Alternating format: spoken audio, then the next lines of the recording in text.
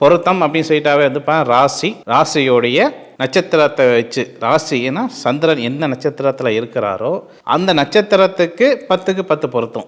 சில கொஞ்சம் கூடுதலாக என்ன பண்ணுவோம் அப்படின்னு கேட்டிங்கன்னா, நட்சத்திர பொருத்தையும் பார்த்துட்டு ஜாதக கட்டத்தையும் பார்த்து நன்மையில் இருக்குது திருமணம் பண்ணிக்கலாம்னு நம்ம சொல்லிடுறோம். இன்னும் கொஞ்சம் கூடுதலாக பொருத்தம் பார்க்கணும் என்ன பண்ணுறோம் அப்படின்னா, மன பொருத்தம் சேர்த்து பார்க்குறோம்.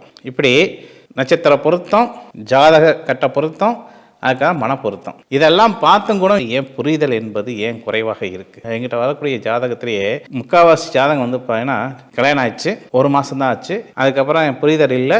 ஆனால் சண்டை வந்து பெருசாக ஒரு பிரச்சனையும் இருக்காது. கேட்டால் ஈகோனா என்ன? புரிதல் என்ற வார்த்தை சொல். அப்போ வந்து போனால் அவரை என்னை புரிஞ்சுக்க மாட்டேங்கிறாரு, அவர் செய்ததா கரெக்டுன்னு பண்ணிக்கிட்டே போகிறாரு, எனக்கு அதுக்கு ஒத்து வராது, ஆனால் தான் வந்து பார்த்தீங்கன்னா நான் டைவர்ஸ் வாங்குறேன் அப்படின்ட்டு சொல்லி பெற்றவங்க வந்து பார்த்தீங்கன்னா அந்த பிள்ளை வந்து பணம் சொல்கிறாங்க.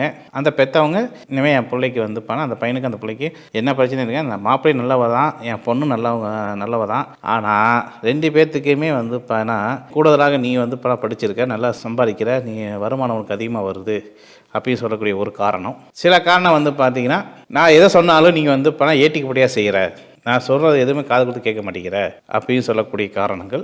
சில பேருடைய ஜாதக அடிப்படை வந்து பணம் தாமத்தியம். என்னதான் நட்சத்திரத்தில் 10க்கு 10 பொருத்தங்கள் பார்த்து நம்ம திருமணம் பண்ணி அவன் அமைச்சு வச்சுட்டாலும் அதிகமாக அந்த பெண்களுக்கு வந்து பணம் முக்கியமாக வரக்கூடிய பிரச்சனைங்க 2 வகையான பிரச்சனை இருக்கலாம்னா தாராளமாக இருக்கலாம். என்ன பிரச்சனை? ஒன்று